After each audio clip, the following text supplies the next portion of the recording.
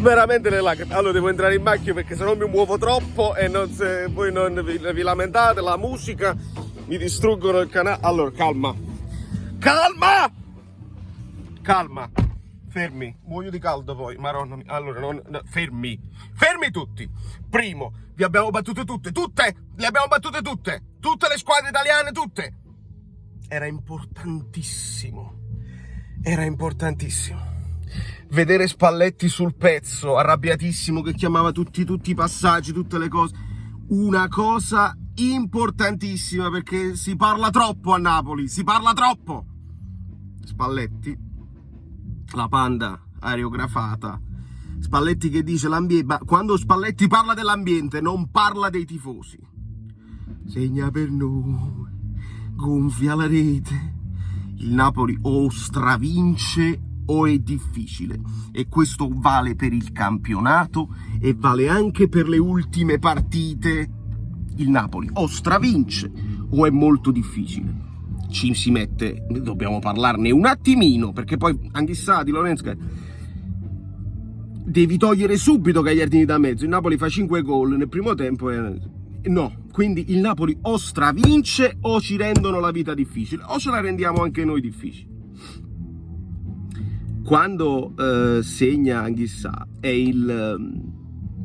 l'esempio perfetto di quel giocatore che è tornato dominante. Noi per quasi tutto il girone di ritorno abbiamo avuto all'attacca e stacca le scarpette, piedi nudi, si è messo proprio gli sci, gli scarponi da sci, gli scarponi di Di Maro. Un Anghissà dominante, meritava proprio lui il gol, ne avremmo parlato anche se non avesse segnato, però la sblocca lui molto bene. Io volo qua, corro come un pazzo, ci saranno video che posterò tra domani, Instagram, eccetera eccetera. Una roba senza precedenti. Dopodiché mi distraggo un attimo, perché io devo lavorare, devo andare a suonare, e quindi la scaletta, vediamo un pochino così, vabbè, è il mio dovere, è il dovere. Prima il dovere e poi il dovere, perché guardare il Napoli è un dovere, che ci siano trofei in mezzo oppure no, anche le amichevoli. Il Napoli è un dovere per noi tifosi che ci teniamo, per i tifosi che sono stati addosso al Napoli quando si vince e quando si perde. Il Napoli è un dovere che non si può... Sudo. Il Napoli... Mi distraggo un attimo, segna Lukaku, non so nemmeno come ha segnato.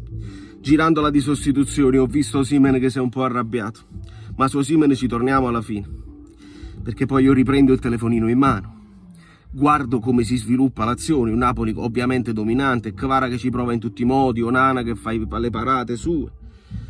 Faremo l'analisi tattica, io me la riguarderò.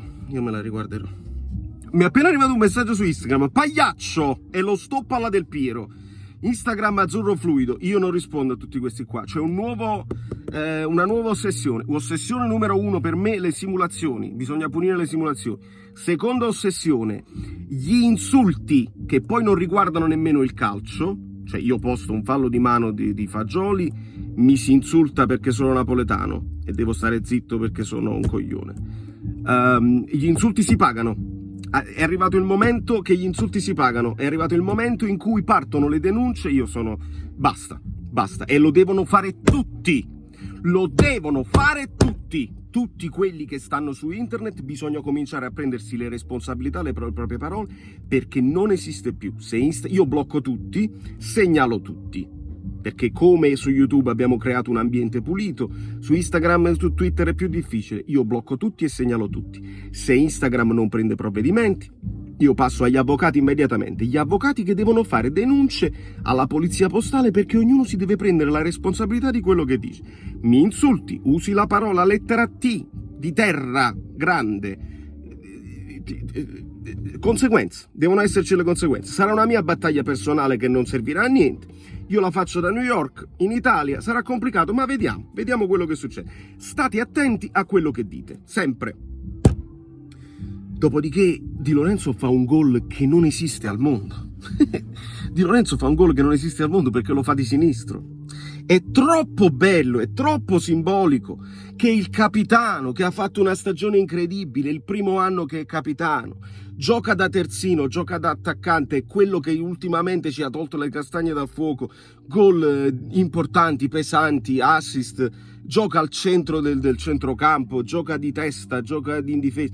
Il capitano fa un gol che non esiste perché lui la mette in un angolino che non esiste, di sinistro. Ragazzi, andate a farvi 2 tiri al pallone, andate tutti voi tifosi, andate a farvi 2 tiri al pallone, siete destro, benissimo, provate come faccio io a metterla sulla traversa, pallone lento lento, tutti storti, ci proviamo eccetera eccetera. Questo ha tirato una bomba col piede che non è suo, imparabile da fuori aria o dal limite dell'aria, è una cosa che non si può immaginare. Che bellezza, che meraviglia. Perché ci guardiamo il calcio? Per queste cose qua. Noi ci guardavamo il calcio per queste cose qua, a prescindere dalle vittorie, perché le vittorie non sono... pagliaccio, 33 anni che non vinci, pagliaccio, ne hai solo 3, noi ne abbiamo 38, sì, 50. Non mi interessa, non mi è mai interessato, perché il pagliaccio qui presente è tifoso del Napoli e non diventa tifoso del Napoli con Maradona, eccetera, eccetera. Io quell'epoca là non l'ho proprio vissuta, era di riflesso, non lo so. Io sono tifoso del Napoli con Swok, sono tifoso del Napoli con Montezine, sono tifoso del Napoli con Gargano, con il Pampa Sosa.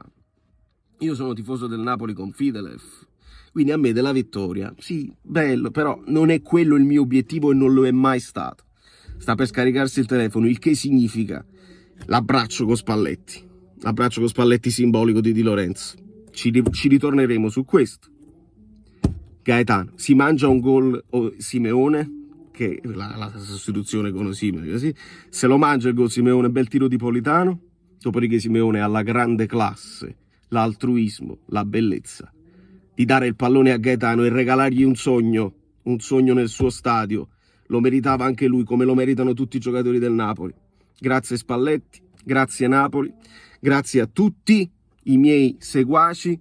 Ci torniamo, magari andiamo pure live dopo, non lo so, da New York, da Westchester, Ruzzaccia, Rustogo, Valerio Fluido e tutto. Vi amo, forza Napoli sempre.